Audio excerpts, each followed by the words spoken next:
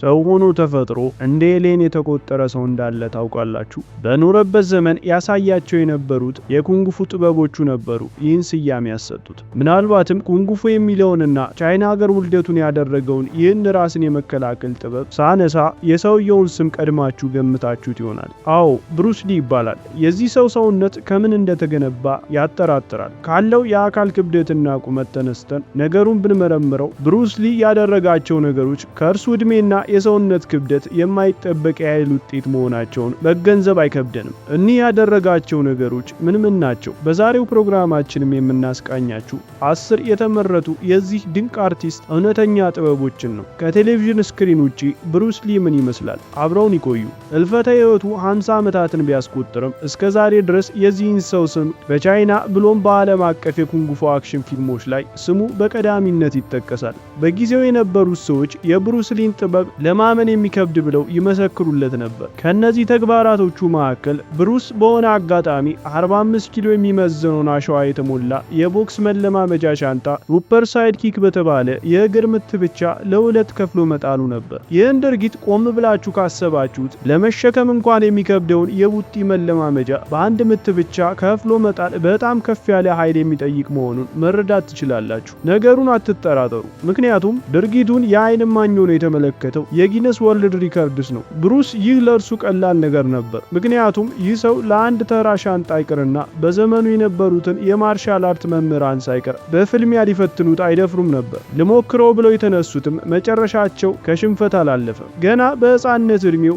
በየመንደሩ ከዕድሜ እኩዮቹ ጋር ጸብ ውስጥ ይገባ የነበረው ብሩስ ሊ ቤተሰቦቹ ጸባይ ይገዛ ዘንድ ወደ ማርሻል አርት ትምህርት ቤት ያስገቡት ገና በለጋ ዕድሜው ሳለ ነበር። በሆነ አጋጣሚ የጋንግ አባል የነበረ አንድ ልጅን አይሆኑ አመታት መጥቶ ጉዳት ካደረሰበት በኋላ ግን ቤተሰቡ ለሕይወቱ ስለሰጉለት ሀገረ ቻይናን ለቆ ወደ አሜሪካ ለትምህርት በሚል ሰበብ እንዲላክ ያደርጋሉ።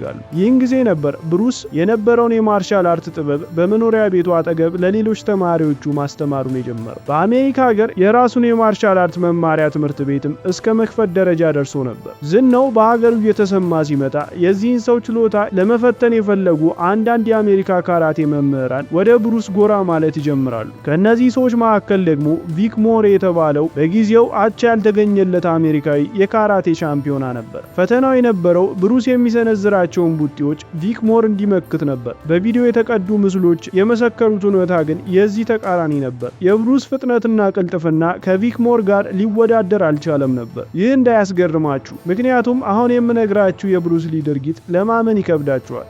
135 ኪሎ ግራም የሚመዝን የቡጢ መለማመጃ ቦርሳን ወይንም ፓንቺንግ ባግ ብሩስ በእግሩ ወደ ላይ መጥቶ 5 ሜትር የሚያህል ርዝመት አሽቀንጥሮታል። ይህ ጉዳይ ተራው ግለሰብ ብቻ ሳይሆን የተማሩትን ፊዚስቶች በራሱ ነገሩን መርምረው ከብሩስ ሊ ቁመትና የአካል ክብደት አንጻር ሲመለከቱት ጉዳዩን ለማመን ተቸግረው ነበር። ወሬ የተሰማው ከብሩስ ሊ የቅርብ ተማሪ ከነበረው ጄምስ ኮበርን ከተባለ የማርሻል አርት ሰው ነበር። ጄምስ ብሩስን ሲገልጸው ምድር ላይ ካሉ እጅግ ፈጣን ሰዎች መካከል የመጀመሪያው ነው በማለት ነበር። እርግጥ ነው ብዙዎቹ የብሩስ ሊ ድርጊቶች በካሜራ ተቀርጸው ባይቀሩም የዓይን እማኝ ሆኖ የሚመሰክርላቸው ሰው ግን ነበራቸው። ብሩስ ሊ ነንቻኩ ወይንም ደግሞ ነንቻክስ የተባለውን የጃፓን ባህላዊ ራስን የመከላከያ መሳሪያ ብዙም አይወደውም ነበር። እንዲያውም እርባና የሌለው እያለ ያንቋሸው ነበር። 400 ዓመታትን ያስቆጠረውንና ይህን የጃፓናውያንን መሳሪያ ብሩስ ሊ ብቻ ሳይሆን እንደ ጂሚ ዋንጊው፣ ቱላንግና ቼክ ፔፔ የተባሉ ቻይናውያን ኩንግፉ ማስተሮችም አይወዱትም ነበር።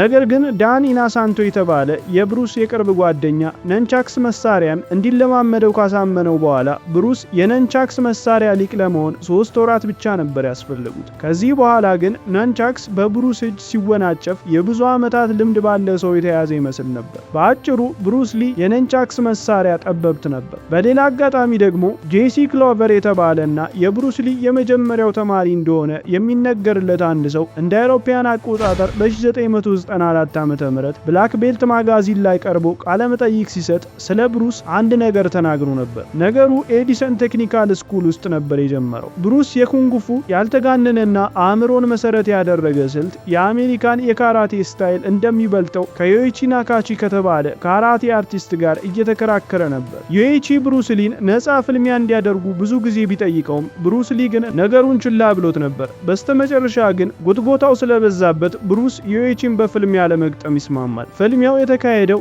YMCA ዳውንታውን ውስጥ ነበር። ጄሲ ዳኛ ሆኖ ከተጋጣሚዎች በተጨማሪ ሌሎች 4 ሰዎች ፍልሚያውን ይከታተሉ እንደነበር ራሱ ጄሲ ይናገራል። ፍልሚያው 3 ዙር እንዲኖረው በእያንዳንዱ ዙር የ2 ደቂቃ ያህል ፍልሚያ እንዲያደርጉ ነበር የታሰበው። ፍልሚያው ሲጀምር ግን ብሩስ ሊ ዩኤቺ የተባለውን ተጋጣሚውን አይሆኑ ችግር ውስጥ ለመክተት 11 ሰከንዶች ብቻ ነበር የፈጁበት። ዩኤቺ ለሰዓታት ራሱን አያውቅም ነበር። ሆስፒታል ሲወሰድ የራስ ቅሉ እንደተሰነጠቀ ተነግሯቸውም እንደነበር ጄሲ በቃለ መጠይቁ ይመሰክራል። እስቲ አሁን ደግሞ የብሩስ ሊን ሌላ አስገራሚ ችሎታ ልንገራችሁ። ፑሽአፕ። ብሩስ ፑሽአፕን እንደ ተራ ነገር ነበር የሚሰራው። በሁለት ጣቶቹ 200 ፑሽአፕ፣ በሁለት እጆቹ ደግሞ 1500፣ በአንድ እጁ 400 ፑሽአፖችን በአንድ አጋጣሚ ህዝብ በተሰበሰበበት ቦታ ሲሰራ ታይቷል። የብሩስ የእጅና የጣት ጥንካሬ እጅጉን ያስገርማል። ለዚያም ነው ከዚህ ሰው እጅ የሚወጣው የቡጢ ጥንካሬ ያለ ወትሮ በጣም ሊያድግ የቻለው። እንዲያውም የብሩስ ሊ የቡጢ ጥንካሬ ወይንም ፓንች ፓወር ከታዋቂው ቦክሰኛ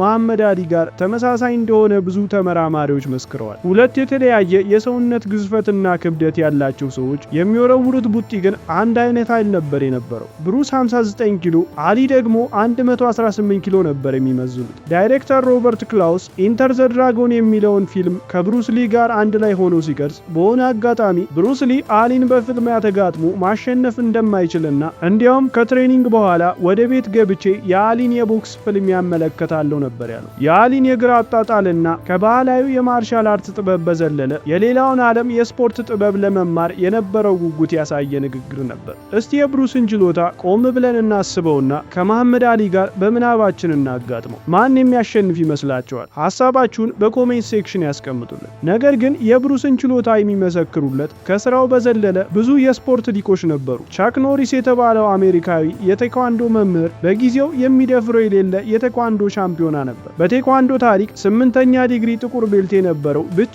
ሰውም ነበር። ግን በሆነ አጋጣሚ ሲናገር ብሩስ ሊን በትክክለኛ ፍልሚያ ቢገጥመው በእርግጠኛነት በብሩስ ሊ እንደሚረታ መስክሮ ነበር። የብሩስ ሊ ሌላ የሚያስገርመው ነገር በአንድ ሰከንድ ውስጥ ብቻ 6 የእግር ምቶችን ማሳረፍ መቻሉ ነበር። የነገሩን ክብደት ለማብራራት ያክል በዓለም የጊነስ ወርልድ ሪከርድ በ60 ሰከንዶች የተመዘገበው የምት ቁጥር 178 ነበር። ይህ ማለት ደግሞ 2.9 ምቶችን በአንድ ሴኮንድ ማሳረፍ መቻል እንደማለት ነው። ይህን ሪከርድ የያዘችው ሲልቫና ሻሞን የተባለች ሴት ነበረች። ይህ ግን የብሩስ ሊን በሰከንድ 6 ምቶች ጋር ሲመዛዘን በእጥፍ ይለያያል።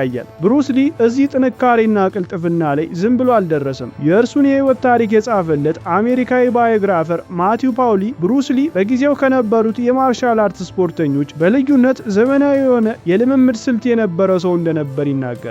4 እና 5 ማይሎችን በቀን የመሮጥ ልምድ ነበረው። የመኖሪያ ቤት ውስጥ የነበረችው ጋራጁ የብሩስ ሊ የግል ጂሙ ነበረች። የፕሮቲን ሼክን ለመጀመሪያ ጊዜ ከተጠቀሙ አትሌቶች መካከል በቀዳሚነት የሚጠቀሰውም ራሱ ብሩስ ሊ ነበር። እንደ ውሃ ተጣጣፊውን ብሎ የሚናገረው ብሩስ ሊ ይህን ቅልጥፍናውን ያመጣው የጡንቻ ግንባታው እንዳለ ሆኖ የሰውነት ክብደቱን ግን በተቻለው መጠን በመቀነስ እንደነበር ይናገራል። ይህ ሰው ለፊልም ሙያው የነበረው ክብር በጣም ያስገርማል። በሚሰራቸው የፊልም ቀረጻዎች ላይ በላብ የተጨናነቀ ብብቱን በካሜራ ላለማስገባት ከመፈለጉ የተነሳ ብብቱ አካባቢ የነበሩትን ላብ የሚያመነጩ እጢዎችን በሰርጀሪ ያስወጥቷቸው እንደነበር ስንቶቻችሁ ታውቃላችሁ? ይህን ድርጊቱን ለሙያው ክብር የተደረገ ቢሆንም ብዙዎች ለድንገተኛ ህይወት ህልፈቱ መንስኤው ነው እያሉ ሐሳባቸውን ይሰጡበት ነበር። ብሩስ ሊ ግን በጭንቅላቱ ውስጥ በተፈጠረ እብጠት ምክንያት እንደሞተ ነበር መገናኛ ብዙሃኑ የገለጹት። ገና በ32 ዓመቱ ብዙ መስራት በሚችልበት እድሜው በቶሎ ቢቀጭም በኖረበት ዘመን ግን ሳይታክተው ብዙ ስራዎችን ሰርቶ ያለፈ ሰው ነበር። ይህንን እውነታ